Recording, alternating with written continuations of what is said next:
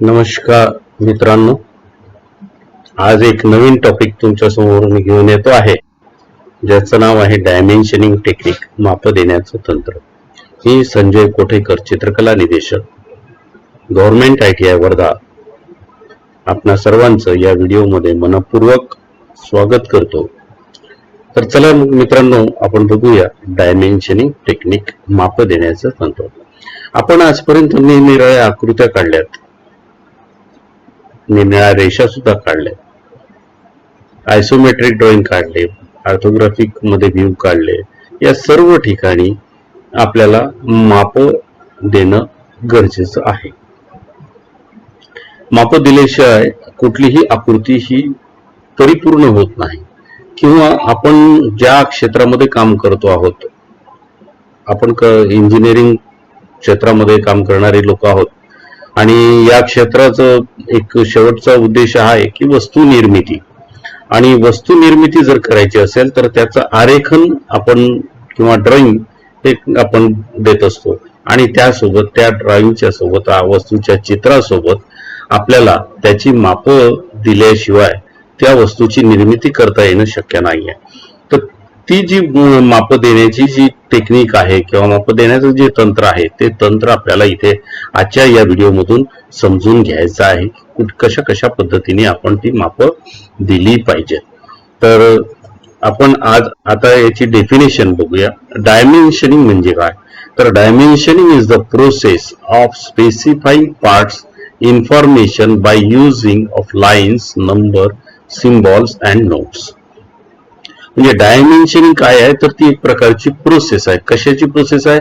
तर पार्टला स्पेसिफाय करणं आणि त्याच्यासोबत त्याची इन्फॉर्मेशन देणं. म्हणजे कोणती इन्फॉर्मेशन म्हणजे कशी द्यायची? तर ती लाईन्स, नंबर आणि सिम्बॉल आणि काही नोट्स यांचा वापर करून त्या पार्ट बद्दल आपल्याला माहिती देणं म्हणजेच काय? तर डायमेन्शनिंग. म्हणजे पार्टचं चित्र तर काढलेलं असेल, परंतु बाकीची इन्फॉर्मेशन ही त्यासोबत जर द्यायची असेल तर त्यासाठी काही रेषा वापराव्या लागतील, काही नंबर्स वापरावे लागतील, काही आकडे वापरावे लागतील, काही सांकेतिक चिन्ह द्यावे लागतील, काही ठिकाणी नोट्स पुन्हा लिहावं लागतील.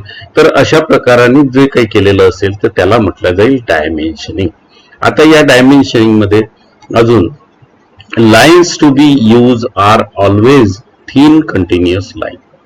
म्हणजे इथे जेव्हा तुम्ही डायमेन्शनिंग करत असता, माप देत असता, तेव्हा माप देत असताना रेषा ऑलवेज थिन कंटिन्युअस लाईन असल्या पाहिजेत, त्या थिक असता कामा नये. दुसरं, symbol or abbreviation commonly found in drawing are diameter is represented by symbol theta आणि radius is represented by a letter. म्हणजे डायमीटर जर आपल्याला द्यायचं असेल वर्तुळाचं तर त्या ठिकाणी या पद्धतीचं चिन्ह वापरलं पाहिजे, आणि त्रिज्या दाखवायची असेल तर या पद्धतीचं R हे चिन्ह त्या ठिकाणी लिहिलं पाहिजे. त्यानंतर आता याच्यामधले डायमेन्शनिंग मधले कंपोनंट्स कोणते कोणते आहेत ते बघूया आपण. एक म्हणजे एक्सटेन्शन लाईन, दुसरं डायमेन्शन लाईन, तिसरं डायमेन्शन नंबर्स म्हणजे आकडे, त्यानंतर लीडर लाईन्स आणि नोट्स. आता हे एका एक्झाम्पलने आपण बघूया की कशा कशा पद्धतीने. आता इथे ही एक आकृती आहे आणि या आकृतीवर याप्रमाणे हे एक सर्कल काढलेलं आहे. इथे असं एक हाफ कॉर्नरला सुद्धा राऊंड शेप दिलेला आहे. अशा पद्धतीचे आकृती आहे. आता याच्यामध्ये याचे माप देत असताना कशा कशा पद्धतीने आपण माप द्यायला पाहिजे. सगळ्यात पहिले आपण काय करायला पाहिजे तर एक्सटेन्शन लाईनचा वापर करायचा. आता एक्सटेन्शन लाईन कसा वापर करायचा तर तो बघूया. Indicate the location on the object features that are dimension. म्हणजे ज्या ठिकाणी तुम्हाला माप द्यायचे आहेत तर त्या ठिकाणी याप्रमाणे एक्सटेन्शन लाईन तुम्ही काढून घ्यायच्या, आणि ह्या एक्सटेन्शन लाईन काढून झाल्यानंतर मग काढायचं तुम्हाला dimension line with arrowheads. Indicate the direction and extent of a dimension and inscribe a dimension number. या पद्धतीने आता याच्यामध्ये ही झाली डायमेन्शन लाईन, ही झाली डायमेन्शन लाईन, ही झाली डायमेन्शन. या एक्सटेन्शन लाईन, ही डायमेन्शन लाईन, हे सगळं तुम्हाला थिन लाईननी काढायचं आहे. आणि हे एरोहेड काढायचे आहे. एरोहेड कसे काढायचे हे आपण पुढे समोरच्या स्लाइड मध्ये बघणार आहोत. तुर्तास एवढं लक्षात ठेवा की पहिले काय करायचं, एक्सटेन्शन लाईन काढायचे याप्रमाणे जिथे जिथे आपल्याला माप दर्शवायचे आहेत त्या ठिकाणी. त्यानंतर दुसरी मग सेकंड स्टेप डायमेन्शन लाईन काढायच्या त्याच्यामध्ये. आता ह्या डायमेन्शन लाईन काढताना किती अंतरावर काढायला पाहिजे वगैरे. आता सर्वसाधारणपणे ह्या डायमेन्शन लाईन या आकृतीपासून 8 मिलीमीटर अंतरावर काढायला पाहिजे अशा प्रकारचा दंडक आहे. तर त्यापेक्षा जास्तही घेता येतं परंतु 8 पेक्षा कमी घेऊ नये. त्यानंतर डायमेन्शन नंबर्स. आता याच्यावर आपल्याला याचे माप लिहावं लागेल, म्हणजे हे अंतर किती आहे, हा अँगल किती आहे, हे अंतर किती आहे, तर याला म्हणणार डायमेन्शन नंबर्स. देन इथे आपण आता हे लिहिलंय की हे अंतर 20 आहे, हे अंतर 13 आहे, हे 123 डिग्री आहे याप्रमाणे. आणि नंतर लीडर लाईन्स.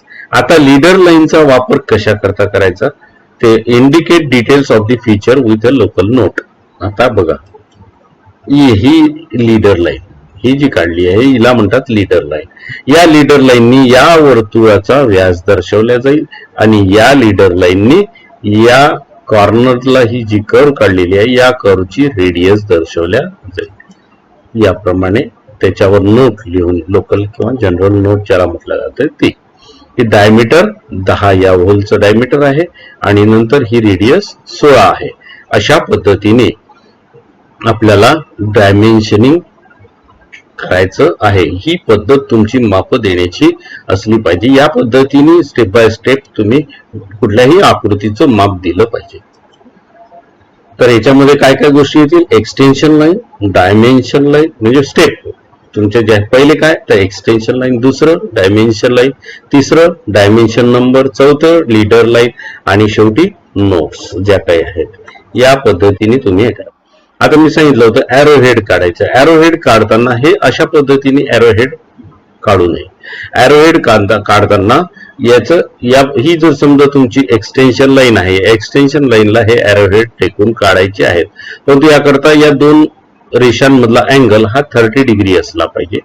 आणि नंतर याला जोडून घ्यायचं, म्हणजे इथे जोडून द्यायचं आणि नंतर त्याला पूर्णपणे भरून टाकायचं, म्हणजे पूर्ण फिल करायचं. आता याच्यामध्ये डेप्थ ऑफ एरोहेड आणि लेंथ ऑफ एरोहेड हे जे एक त्याचं सूत्र आहे. तर ही लेंथ जी आहे ही 3x असेल, म्हणजे जर ही जाडी x असेल म्हणजे इथे हे जे अंतर आहे या ठिकाणी आपण बघूया, हे जे अंतर आहे ही उभी रेषा जी आहे हे अंतर जर x असेल तर याची लेंथ ही त्याच्या तिप्पट असली पाहिजे. म्हणजे इथलं अंतर 1 मिलीमीटर असेल तर इथे लेंथ त्याची 3 मिलीमीटर असली पाहिजे. मग 3:1 ज्याला म्हटलं जाते अशा पद्धतीने हा एरोहेड काढला पाहिजे. आणि एरोहेड नेहमी भरीव काढायचा, पोकळ काढायचा नाही, किंवा तो या पद्धतीने काढायचा नाही किंवा या पद्धतीने काढायचा नाही. ही थोडीशी म्हणजे चुकीची पद्धत होते. एक तर ही पद्धत, आणि काही ठिकाणी हे ऑब्लिक पद्धतीने सुद्धा कधी कधी माप दर्शवतात, परंतु आपण हे ऑब्लिक पद्धतीने माप दर्शवत नाही. आपण आपल्या इथे इंजिनिअरिंग ड्रॉइंग मध्ये हे क्लोज फील्ड एरोहेडच वापरतो आणि त्याच्यातही त्याचं जे एक समीकरण आहे ते समीकरण याप्रमाणे डेप्थ ऑफ एरोहेड x असेल तर length of arrowhead he 3x असली पाहिजे. अशा पद्धतीने म्हणजे 1 मिलीमीटर बरोबर इकडे लांबी ही 3 मिलीमीटर आणि 1 मिलीमीटर जाडी, अशा पद्धतीने हा एरोहेड काढायचा आहे. तर लक्षात राहील. यानंतर आपण पुढची स्लाइड. आता applying the dimensioning components mostly done by using. आता इथे एक एक्झाम्पल घेतलेला आहे, एक्सटेन्शन लाईन आणि डायमेन्शन नंबर. तर ह्या एक्सटेन्शन लाईन काढून दाखवल्या, एरोहेड काढून दाखवले आणि इथे डायमेन्शन नंबर दिला. हे 45 डिग्री हे सुद्धा या पद्धतीने माप दाखवला आहे. आता हे लीडर लाईन वापर करून याप्रमाणे तुम्हाला डायमीटर 10चं माप हे कसं द्यायचं हे दाखव. आता the appropriate method depends on the object features. Details of local note depends on the object feature. आता हे सगळं तुमच्या ऑब्जेक्ट वर अवलंबून आहे की कुठून कशा पद्धतीने तुम्ही ते माप दाखवायचे. परंतु एक जी मेथड जी असली पाहिजे ती की एक्सटेन्शन लाईन, डायमेन्शन लाईन, त्यानंतर डायमेन्शन नंबर, या पद्धतीनेच लीडर लाईन देन नोट, अशा पद्धतीने.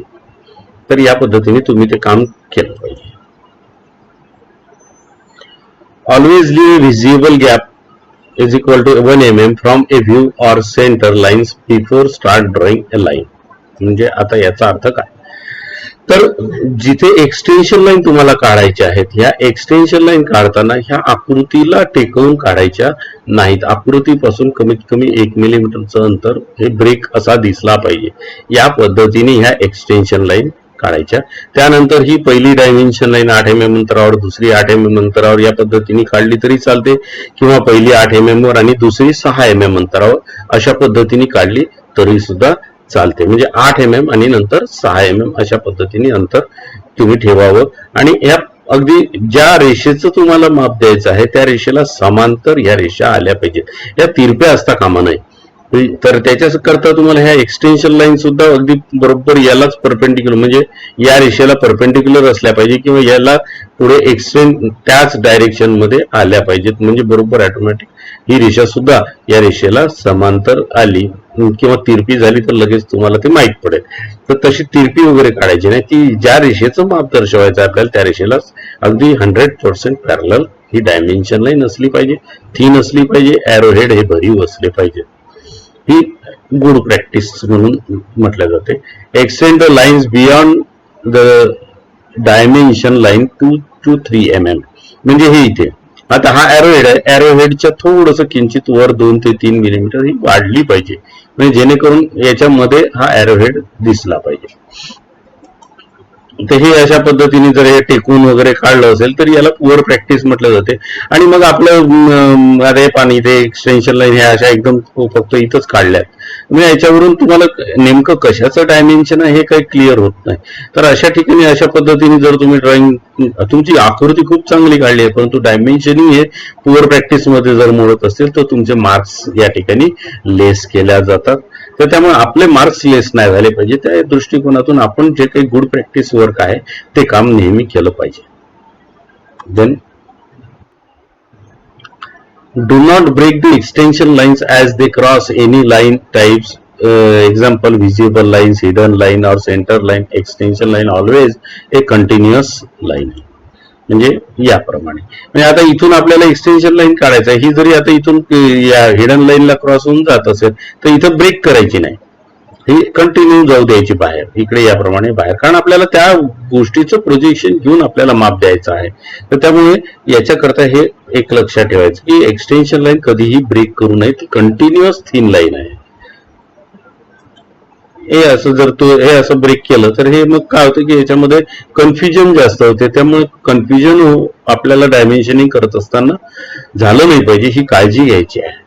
तर ही अशा प्रकारची पुअर प्रॅक्टिस आपण करू नये. आपण हे नेहमी गुड प्रॅक्टिस वर्कच काम केलं पाहिजे आणि ते आपल्या दृष्टिकोनातून हिताचं आहे. आणि दुसरी गोष्ट, प्रेझेंटेशन मध्ये सुद्धा त्या गोष्टीला फार महत्व आहे की ते तुमचं काम सुद्धा ऑटोमॅटिकली दिसायला खूप सुंदर आणि चांगलं दिसतं. Dimension line should be appropriately spaced apart from each other and their view.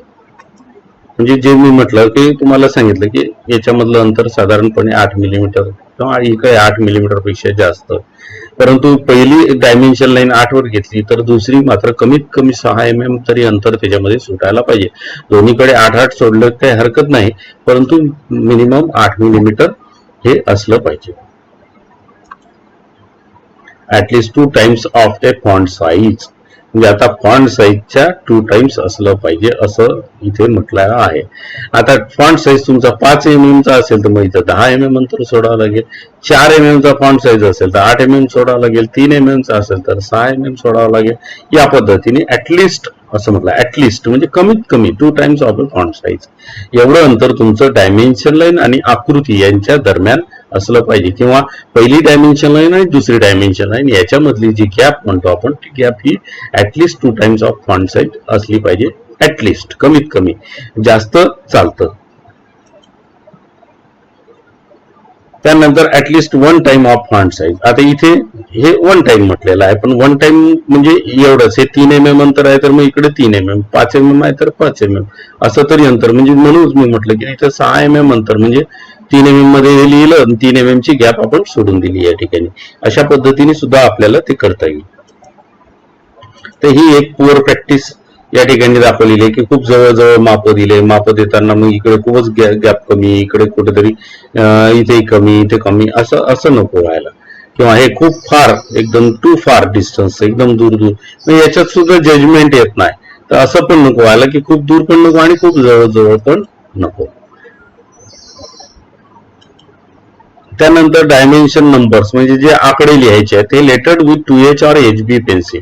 आकडे ठळक वाचता आले पाहिजे, ते दिसले पाहिजे, ते स्पष्ट असले पाहिजे. The height of numbers is suggested to be 2.5 to 3 mm, म्हणजे 3 mm पर्यंतची उंची कमीत कमी असली पाहिजे अक्षरांची. आणि place the numbers at least 1 mm above and at the middle of dimension line, म्हणजे 1 मिलीमीटर वर डायमेन्शन लाईनच्या आणि सेंटरला, middle of the dimension line. अशा पद्धतीने हे नंबर्स तुम्हाला लिहायचे. आणि याच्याकरता पेन्सिल 2H किंवा HB, पण तो HB वापरताना ज्यांना वापरता येते त्यांनीच HB वापरा, अदरवाईज सरळ सरळ H पेन्सिलनी किंवा 2H पेन्सिलनी तुम्ही ते नंबर्स लिहिले तर ते अतिशय योग्य राहील. ही गुड प्रॅक्टिस पुन्हा एकदा दाखवलेली आहे आणि प्युअर प्रॅक्टिस दाखवलेली आहे. हे इथे याप्रमाणे रेषेला टेकलंय तर ही पुअर प्रॅक्टिस झाली, हे एकदम दूर झालं तर ही पण पुअर प्रॅक्टिस झाली. असं नकोय, फक्त 1 mm अंतर या डायमेन्शन लाईन पासून सोडून आपल्याला, आणि मिडल मध्ये आणि साधारणपणे 3 मिलीमीटर उंचीमध्ये हे डायमेन्शनचे आकडे आपण या ठिकाणी लिहायला पाहिजे. आता याच्यामध्ये नंबर सिस्टीम, डायमेन्शनिंग नंबर जे आहेत, तर ISO किंवा GIS स्टँडर्ड ज्या सिस्टीम्स आहेत, या सिस्टीम मध्ये याप्रमाणे 32, 32.5, 32.55, 0.5 ऍटसेट्रा अशा पद्धतीने नंबर्स लिहिले जातात. डेसिमल इंच सिस्टीम मध्ये 0.25, 5.375 अशा पद्धतीने लिहिलं जातं. आणि फ्रॅक्शनल मध्ये या पद्धतीने 1/4, 5.238 याप्रमाणे लिहिलं जातं. तर हे नंबरचे युनिट्स आहेत ते त्या पद्धतीने मेन्शन केले पाहिजेत. Length dimension is express in millimetres without necessity to specify a unit symbol MM, म्हणजे सगळी माप आपण मिलीमीटर मध्येच देत असतो, परंतु हे लिहिण्याची काही गरज नाही MM वगैरे किंवा सेंटीमीटर वगैरे. तर त्याऐवजी आपण मग नंतर तुम्हाला माहित आहे की आपण all dimensions are in MM हे वाक्य आपण त्या ठिकाणी लिहितो. Angular dimension is express in degree with a symbol of degree places behind the number. नंबरच्या पाठीमागे आपण हा डिग्री याप्रमाणे असा मेन्शन करत असतो. आणि if necessary minutes and seconds may be use together, तर ते सुद्धा मिनिट्स आणि सेकंड वगैरे जर दर्शवायचे असले तर ते या पद्धतीने. आता इथे गुड प्रॅक्टिस मध्ये आता हे 25 mm आणि इथे 60 डिग्री हे एक तुम्हाला दिलेलं आहे. आता हे 25 mm आहे, परंतु इथे कुठेही MM लिहिलेलं नाही किंवा इथे कुठे डिग्री लिहिलेलं नाही, फक्त डिग्रीचा सिम्बॉल या ठिकाणी वापरलेला आहे. पुअर प्रॅक्टिस मध्ये हे MM लिहिलं म्हणजे हे पुअर प्रॅक्टिस होते. त्याऐवजी इथं MM न लिहिता आपण पूर्ण आकृती ड्रॉइंग शीट मध्ये काढून झाल्यानंतर शेवटी आपण नोट असा शब्द लिहून त्या समोर लिहायचं की all dimensions are in MM, असं शब्द एक वाक्य लिहिलं तर ते अधिक योग्य असते. If there is not enough space for number or arrows, put it outside either of the extension line. तर इथे एक सिच्युएशन दाखवलेली आहे की जर इनफ स्पेस नाही आहे आपल्याला जर हे माप लिहायला याच्यावर, तर याप्रमाणे बाहेरच्या बाजूला आपण ही रेषा एक्सटेंड करून इथे या रेषेच्या वर याप्रमाणे माप लिहू शकतो. किंवा इथं स्पेसच नाहीये इथे माप लिहायला, तर इथे दोन बाजूला 2 एरो काढून मध्ये फिगर लिहू शकतो. या पद्धतीने सुद्धा तुम्हाला हे किंवा हे दोन्ही पद्धतीने तुम्ही लिहिलं. इथे आता या रेषेच्या वर 1 mm लिहिलं, इथं या गॅपच्या मध्ये 1 लिहिलं, इथे या रेषेच्या या बाजूला 16.25 लिहिलं. हे असं तुम्हाला करता येईल. परंतु इथेच एरो हेड काढणे, आता ते दाखवतो मी पुअर प्रॅक्टिस. हे बघा, आता इथं एरो हेड काढले, त्याच्यावर 1 काढला किंवा इथं लिहिलं आणि इथं 16.25 हे अर्ध बाहेर चाललं, इकडे हे अर्ध बाहेर चाललं, तर ही पुअर प्रॅक्टिस समजल्या जाते. त्यामुळे अशा पद्धतीचं काम तुम्ही करू नये. ही या पद्धतीने जेव्हा इनफ स्पेस नसेल त्यावेळेस या पद्धतीने आपण माप दिले पाहिजे. आता डायमेन्शनिंग मेथड्स. आता डायमेन्शनिंग मेथड जे आहेत त्या दोन मेथड आहेत. एक अलाइन मेथड आहे आणि दुसरी युनिडायरेक्शनल मेथड. अलाइन मेथड काय आहे? The dimension figures are place so that they are readable from the bottom or right side of the drawing. आणि युनिडायरेक्शनल मेथड काय आहे? The dimension figures are place so that they can be read from the bottom of the drawing. आता ह्या दोन्ही काय आहेत या त्या आपण बघूया. आता याच्यामध्ये सगळ्यात महत्वाची गोष्ट आहे की ड्रॉइंग शीट, संबंध ड्रॉइंग शीट मध्ये एकच चॉईस, दोन पैकी या दोन मेथड पैकी एक चॉईस तुम्हाला असतो की ह्या एकतर या मेथडनी do not apply both system on the same drawing or on the same series of drawing. दोन्ही मेथड या एका शीट मध्ये वापरायच्या. एक कोणतीही मेथड तुम्ही याच्यातली सिलेक्ट करा. एक तर अलाइन सिस्टीम सिलेक्ट करा किंवा दुसरी युनिडायरेक्शनल सिस्टीम तुम्ही सिलेक्ट करावी. आता हे अलाइन काय आहे आणि युनिडायरेक्शनल या दोन मध्ये काय फरक आहे तो आपण पुढच्या स्लाइड मध्ये बघूया. ही अलाइन मेथड आणि ही युनिडायरेक्शनल मेथड. आता याच्यात आपल्याला सांगितलं होतं की याच्यामध्ये जे माप दिलेले असतात हे माप एकतर बॉटम साइडने वाचता येतील किंवा राईट साइडने वाचता येतील. म्हणजे हे बघा, या पद्धतीने राईट साइडला आणि बॉटम साइडने या पद्धतीने आहे ना. म्हणजे जसं जसं आपलं डायमेन्शन लाईन फिरत चालली तसं तसं हे माप सुद्धा तुमचे त्या त्या डायरेक्शनने तसे तसे लिहिताना फिरत गेले. आणि युनिडायरेक्शनल मध्ये काय? युनिडायरेक्शन मध्ये सगळी माप तुम्हाला बघा एकाच एकदम सरळ समोर पाहिलं की सगळेचे सगळे माप सगळे सरळ दिसतील. ही झाली युनिडायरेक्शनल. म्हणजे इथे माप हे सरळ असे याच पद्धतीने लिहिले. इथे जशी जशी आकृतीची म्हणजे जी रेषा आहे, ज्या रेषेचं माप द्यायचं आहे ती रेषा जशी जशी टर्न होत चालली तसं तसं डायमेन्शन लाईन सुद्धा टर्न होते आणि त्याच्यावरचा न्यूमेरिकल फिगर सुद्धा टर्न होत जातो. आणि युनिडायरेक्शन मध्ये मात्र तसं काही होत नाही आणि फक्त काय होते की हा फिगर जो आहे हा आपल्याला सरळ म्हणजे प्रत्येक फिगर जो आहे तो सरळ वाचता येईल अशा पद्धतीने, म्हणून याला म्हटलं आहे युनिडायरेक्शन. तर ह्या दोन मेथड या डायमेन्शनिंग मध्ये अतिशय महत्वाच्या आहेत. पुन्हा एका नवीन अजून एक एक्झाम्पल घेतला आहे की त्याच्यामध्ये आकृतीद्वारे दाखवलेला आहे आणि अँग्युलर डायमेन्शन पण दाखवलेलं आहे की इथं युनिडायरेक्शन मध्ये सगळे आकडे बघा 60 60 60 30 60 30 60 सरळ वाचता येतं. तसेच हे माप सुद्धा आता इथलं हे 30 आहे हे पण दिसते आपल्याला, हे 70 सरळ दिसते, हे 39 दिसते. तेच अलाइन मध्ये काय होते? अलाइन मध्ये याप्रमाणे जसं जसं अँग्युलर फिरत जाईल तसे तसे आकडे सुद्धा त्या त्या डायरेक्शनने फिरत जाईल. म्हणजे आता इथे बघा, इथे ही आकृती आहे, या आकृतीला हे 30 माप काय झालं इथे उभं झालं आणि नंतर हे 70 माप आडव झालं, हे 39 माप असं तिरपं झालं. हेच माप इथले 39 हे सरळ आहे, इथं 30 आहे, इथं 70 आहे. ही झाली युनिडायरेक्शनल, ही झाली अलाइन मेथड. तर ह्या दोन मेथड महत्वाच्या आहेत. या व्यतिरिक्त अजून काही मेथड आहेत. हे पुन्हा तेच अलाइन मेथड आणि युनिडायरेक्शनल मेथड. आता हे अँग्युलर डायमेन्शन करतात तुम्हाला समजावून दाखवलेलं आहे. त्यानंतर उरलेल्या ज्या मेथड्स आहेत त्याच्यामध्ये ह्या पण सगळ्या डायमेन्शनिंग जे मेथड्स आहेत ह्यामध्ये सगळ्यात पहिली चेन डायमेन्शनिंग. चेन डायमेन्शनिंग म्हणजे याप्रमाणे की सलगरित्या याप्रमाणे एक एरो हेड काढला, इथे माप दिलं, इथे माप दिलं, एकाच रेषेत सर्व डायमेन्शन लाईन काढल्या, एकाच रेषेत इकडे सुद्धा सर्व डायमेन्शन लाईन काढल्या आणि त्याच्यावर माप लिहिले. तर ही झाली चेन डायमेन्शनिंग. हे बघा इथं 20 25 35 25 आणि 15 15 ते झालं चेन डायमेन्शनिंग. त्यानंतर पॅरलल डायमेन्शनिंग. पॅरलल डायमेन्शनिंग मध्ये टप्प्याटप्प्याने म्हणजे एक लहान माप, मग नंतर त्यापेक्षा मोठं, मग त्यापेक्षा मोठं, किंवा पहिले एकदम मोठं नंतर मग त्याच्यापेक्षा लहान, मग त्याच्यापेक्षा लहान, अशा पद्धतीने इथे डायमेन्शन लाईन काढले जातात. तर याला म्हणतात पॅरलल डायमेन्शनिंग. म्हणजे समांतर मापरेषा जिथे दर्शवलेल्या असतील त्याला पॅरलल डायमेन्शनिंग म्हणणार. चेन डायमेन्शनिंग मध्ये मापरेषा एकाच रेषेमध्ये सरळ सरळ समोर सरकत राहतील, चेन डायमेन्शनिंग. त्यानंतर कंबाईन डायमेन्शनिंग. कंबाईन डायमेन्शनिंग मध्ये पॅरलल डायमेन्शनिंग आणि चेन डायमेन्शनिंग याचा दोन्हीचा सुद्धा वापर केला जातो, म्हणून याला कंबाईन डायमेन्शनिंग असं म्हटलं जाते. तर आपण महत्वाच्या डायमेन्शनिंग मेथड कोणत्या? एक अलाइन सिस्टीम आणि दुसरी युनिडायरेक्शनल. आणि नंतर दुसऱ्या डायमेन्शनिंग मेथड कोणत्या? तर चेन डायमेन्शनिंग, पॅरलल डायमेन्शनिंग आणि नंतर कंबाईन डायमेन्शनिंग. चेन डायमेन्शनिंग मध्ये काय होते? डायमेन्शन लाईन एकाच रेषेत सरळ सरळ समोर काढलं जातं. पॅरलल मध्ये काय होते, समांतर रेषा डायमेन्शन लाईन काढल्या जातात. म्हणजे त्याच्यामध्ये लहान माप अगोदर, मग त्यापेक्षा मोठं, मग त्यापेक्षा मोठं, अशा पद्धतीने, किंवा मोठं सगळ्यात अगोदर, मग त्यापेक्षा लहान, मग त्यापेक्षा लहान, असं पण करतात. आणि नंतर कंबाईन डायमेन्शनिंग मध्ये मग हे पॅरलल आणि चेन डायमेन्शनिंग या दोन्हीचा कॉम्बो या ठिकाणी केला जातो.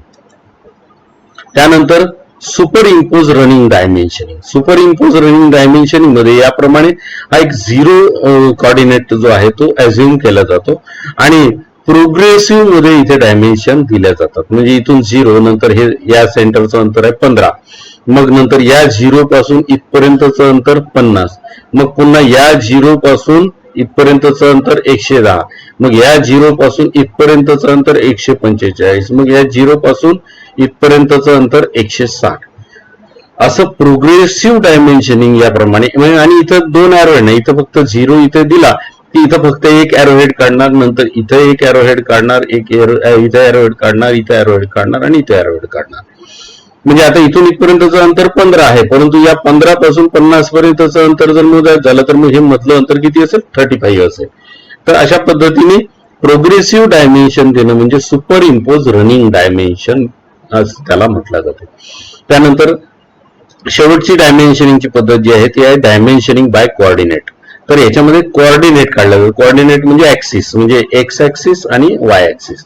आता याच्यामध्ये आकृतीमध्ये इथे कुठेही मापं दिल्या जात नाही, फक्त एक्स ऍक्सिस इकडे काढला जातो, वाय ऍक्सिस काढला जातो आणि ज्या गोष्टीचे आपल्याला मापं द्यायचे आहेत त्याला फक्त नंबरिंग केलं जातं 1 2 3. आता याचं एक टॅब्युलर फॉर्म मध्ये इथे एक टेबल तयार केला जातो आणि त्या टेबल फॉर्म मध्ये याचे मापं दिले जातात. आता हा 1 नंबर म्हणजे हे सर्कल, 2 नंबर म्हणजे हे इथे नंबर दिला आहे, 3 नंबर याप्रमाणे. आता इथं 1 नंबरचं एक्स अंतर म्हणजे या कोऑर्डिनेटच्या या पॉइंट पासून, हा 0 पासून हा सेंटर म्हणजे इथपर्यंतचं अंतर एक्स अंतर हे 40 मिलीमीटर आहे. आणि उभं अंतर वाय हे अंतर किती आहे, 30 आहे. तेच 2 नंबरच्या सर्कलचं अंतर किती आहे, तर या कॉर्नर पासून 2 पर्यंतचं अंतर हे 90 आहे आणि उभं अंतर किती आहे, तर ते 40 आहे. नंतर तिसरं जे सर्कल आहे, तिसऱ्या सर्कलचं इथून एक्स पर्यंतचं अंतर किती आहे, 160 आहे. तर उभं अंतर किती आहे, 30 आहे. आणि आता 1 नंबरच्या सर्कलचं डायमीटर किती आहे, तर 30 आहे. 2 नंबरच्या सर्कलचं डायमीटर किती आहे, तर 20 आहे. आणि 3 नंबरच्या सर्कलचं डायमीटर किती आहे, तर 40 आहे. तर याला म्हणतात डायमेन्शनिंग बाय कोऑर्डिनेट्स. तर हे ह्या सगळ्या पद्धती तुम्हाला परीक्षेमध्ये कधी कधी विचारल्या जातात, तर त्यामुळे हे नीट समजून घ्या, नावं लक्षात ठेवा. तर अशा पद्धतीने ह्या डायमेन्शनिंगच्या मेथड्स आपण पाहिल्यात. याच्यामध्ये align system, unidirectional system, chain dimensioning, parallel dimensioning, combine dimensioning, नंतर सुपर इम्पोज रनिंग डायमेन्शनिंग आणि नंतर डायमेन्शनिंग बाय कोऑर्डिनेट्स, अशा एवढ्या ह्या डायमेन्शनिंगच्या मेथड्स आहेत. तर याचा वापर करून आपल्याला पुढे डायमेन्शनिंग केलं जाते. आता याच्यामध्ये पुन्हा सांगितलं की lettered with 2H or HB pencil, हे तर आपण आताच बोललो. Must be use in combination with a leader line, place near the feature which they apply but should be place outside the view. माप शक्यतो आकृतीच्या जवळ परंतु आकृतीच्या बाहेर द्यायचे आहेत, ते आकृतीच्या आतमध्ये शक्यतो द्यायचे नाही. Place above the bend portion of leader line, जिथे कुठे सर्कल, कॉर्नर कर वगैरे किंवा बेंड असेल तर त्या ठिकाणी तुम्ही लीडर लाईनचा वापर करावा. ऑलवेज बी लेटर्ड हॉरिझॉन्टली, तिरपे तारपे अक्षर काढू नये, अगदी आडवे अक्षर काढावे, हॉरिझॉन्टली काढावे. हे या पद्धतीने म्हणजे आता इथे 12 mm चं ड्रिल आहे वगैरे, हे डिस्टन्स हे असं या पद्धतीने. नंतर हे साधारणपणे अंतर 10 mm वगैरे इथे असलं पाहिजे. खूप असं एकदम वर लिहू नये, हे पुअर प्रॅक्टिस आहे. हे खूप दूर अंतर, खूप जवळ अंतर असं उभं लिहिलं, हे असं लिहिलं, ही चुकीची पद्धत आहे माप देण्याची. तर हे पुअर प्रॅक्टिस आपण टाळावी. Information to be dimension, length of an edge, distance between features, dimension, components, extension and dimension lines and dimension number. तर हे सगळ्या गोष्टी तुम्ही जे लेंथ आहेत हे या पद्धतीने एक्झाम्पल दाखवलेलं आहे त्यांनी, हे आता इथे या पद्धतीने तुम्ही हे सगळी माप अशा पद्धतीने एक्सटेन्शन लाईन, डायमेन्शन लाईन आणि डायमेन्शन नंबर याचा वापर करून तुम्ही डायमेन्शन करावं. अँगल मध्ये असेल तर सर्कलर पोर्शन असेल तर या पद्धतीने हे या पद्धतीने. आता इथे अँगल आहे म्हणून या पद्धतीने असं अँगल साठी कर्व हे काढून डायमेन्शन लाईन काढून त्यानंतर त्याच्यामध्ये वरती माप लिहायचे आहेत. ही पुअर प्रॅक्टिस होते. हे अशा पद्धतीने माप दिलं, हे अशा पद्धतीने तुम्ही माप दिले पाहिजे, हे सगळ्यात महत्वाचं आहे. आता रेडियस दाखवायची असेल किंवा लोकेशन दाखवायचं असेल तर ती या पद्धतीने तुम्ही दाखवलं पाहिजे. म्हणजे सेंटर दाखवायचं असेल, याच्यातले अँगल दाखवायचं असेल, रेडियस दाखवायचं असेल तर ते या पद्धतीने तुम्ही शो केलं पाहिजे.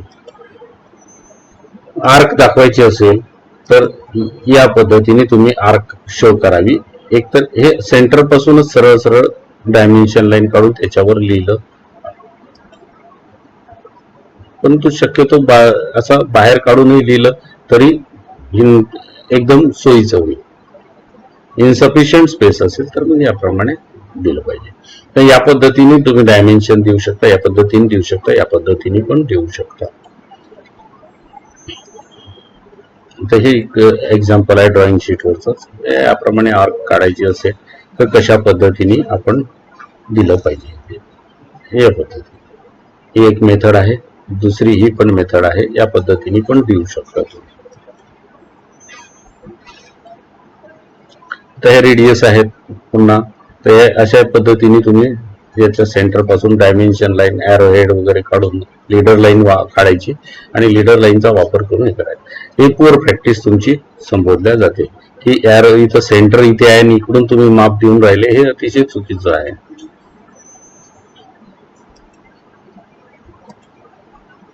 आता हे सिलेंडर आहे, सिलेंडरचं माप देताना अशा पद्धतीने तुम्ही माप, म्हणजे ही लेग सिलेंडरची आणि याचं सिलेंडरचं डायमीटर, या पद्धतीने तुम्ही माप द्यायची. जशा पद्धतीने आपण वर्कशॉप मध्ये मेजरमेंट घेतो तीच पद्धत इथे आपण अडॉप्ट करायची आहे.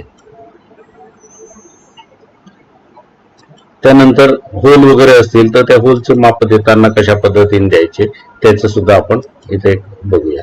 की या पद्धतीचं होल असेल तर हे होलचं माप देताना या पद्धतीने लीडर लाईनचा वापर करून तुम्ही होलचं माप द्यायचं आहे. आता हे थ्रू होल आहे. होलचे दोन प्रकार आहेत, तुम्हाला माहिती आहे की एक आरपार होल आणि दुसरं हे ब्लाइंड होल, म्हणजे ज्याच्यामधून बाहेरचं दिसत नाही, म्हणजे काही अंतरापर्यंतच केलेलं होल. तर ही डेप्थ असते याला. तर अशा पद्धतीने ही जी डेप्थ दाखवायची असेल तर या पद्धतीने तुम्हाला इथे या ठिकाणी याचं चित्र निघते. आणि मग याच्यामध्ये इथे या पद्धतीने माप द्यायचं की डायमीटर 10, 12 डीप, म्हणजे ही जी खोली आहे इथपर्यंतची डेप्थ, ही इथपर्यंतची डेप्थ विचारात घेतल्या जात नाही. ते ड्रिल बिटचा जो समोरचा शेप असतो तो तिथपर्यंत जातो, पण तो ऍक्च्युअल लेंथ जी आहे होलची ही इथपर्यंत पकडल्या जाते.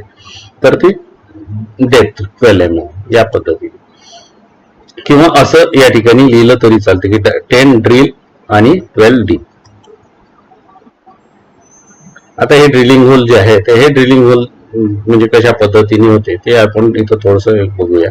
की या पद्धतीने हे ड्रिल केलं एका ड्रिल बीटने आणि मग नंतर त्याच या पद्धतीने हे दोन होल केले या प्लेट मध्ये. आता याच्यातलं या दोन होल मधलं डिस्टन्स जे आहे ते सेंटर टू सेंटर हे डिस्टन्स आपल्याला इथं देणं आवश्यक असते. तर हा ड्रिल बीटचा जो सेंटर असतो, हा ड्रिल बीटचा सेंटर म्हणजे हा होलचा सेंटर आणि या होलचा सेंटर हे समजलं जाते. ते या पद्धतीने त्याचे माप देत असताना कशा पद्धतीने माप दिले जातात ते centre to centre distance 40 millimetre आणि मग नंतर होलचे डायमीटर आपण वेगळे देणारच. आता लार्ज होल असतील तर या पद्धतीने आपण डायमीटर 50 हे डायमीटर 50 किंवा डायमीटर 50 हे या पद्धतीने सुद्धा देऊ शकतो. एकतर असंही देऊ शकतो, असंही देऊ शकतो आणि असं. या तीनही मेथड तुमच्या यूज एक्सटेन्शन लाईन, याच्यामध्ये एक्सटेन्शन लाईन वापरली, याच्यामध्ये डायमीटरल डायमेन्शन लाईन वापरली, याच्यामध्ये लीडर लाईन वापरली. तर या तीनही पद्धतीने तुम्ही माप सर्कलचे माप देऊ शकता किंवा लार्ज होलचे माप देऊ शकता. त्यानंतर स्लॉट असेल तर स्ट्रेट स्लॉट असेल तर त्याचे या पद्धतीने याचा पॅड वगैरे असेल थोडस वरती आलेलं, तर असे पॅड वगैरे असतील तर या ठिकाणी तुम्हाला एक्सटेन्शन लाईन डायमेन्शन लाईनचा वापर कशा पद्धतीने केला जातो तर हे आपण थोडस बघूया इथे.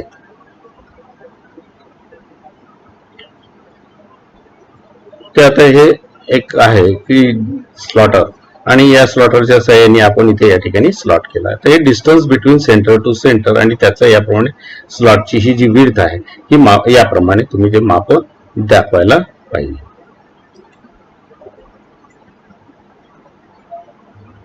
तर इथे ह्या सरफेसला फिनिशिंग करून नंतर या पद्धतीने हा जो स्लॉट आहे या प्लेटमध्ये या पद्धतीने द्यायचा होता.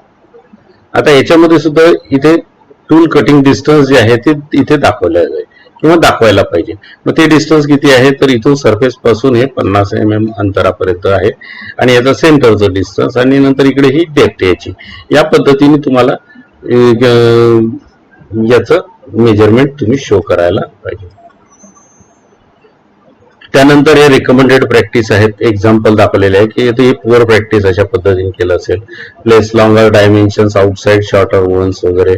जेवढं चांगलं आपल्याला ज्या गोष्टी सगळ्या सांगितल्या त्या सगळ्या गोष्टींचा वापर करून आपण डायमेन्शनिंग केलं पाहिजे. ही एक दुसरी डायमेन्शनिंगची प्रॅक्टिस इथे करून आहे. हे या पद्धतीने असं जर केलं तर हे सगळं चुकीचं आहे. या पद्धतीने तुम्ही डायमेन्शन्स दिले पाहिजेत किंवा या पद्धतीने हे चुकीचं झालं. हे बघा आता इथे हे ब्रेक केली ए लीडर लाईन. असं ब्रेक करून कधीही काढू नये. तर या पद्धतीने हे माप लीडर लाईन अशी एक संबंध कंटिन्युअस ज्याला म्हटलं ते अशी कंटिन्युअस लाईन काढायची एक्सटेन्शन लाईन आणि नंतर इथे डायमेन्शन द्यायचं याप्रमाणे. तर मित्रांनो धन्यवाद. Thank you very much. थांबूया आपण इथे. आशा करतो की तुम्हाला डायमेन्शनिंग किंवा डायमेन्शनिंग टेक्निक जे आहे हे तुम्हाला समजलं असेल. तर याप्रमाणे तुम्ही आता भविष्यामध्ये तुम्ही जे जे काही आकृत्या काढणार आहात त्या आकृत्यांमध्ये तुम्ही या डायमेन्शनिंग टेक्निकचा वापर करणार आणि अलाइन सिस्टीम, त्यानंतर unidirectional system, chain system, parallel system या ज्या सगळे सिस्टीम आहेत यांचा नीट काळजीपूर्वक अभ्यास करून परीक्षेमध्ये चांगल्या पद्धतीने यश मिळवाल याची निश्चित खात्री बाळगतो. धन्यवाद. थँक्यू.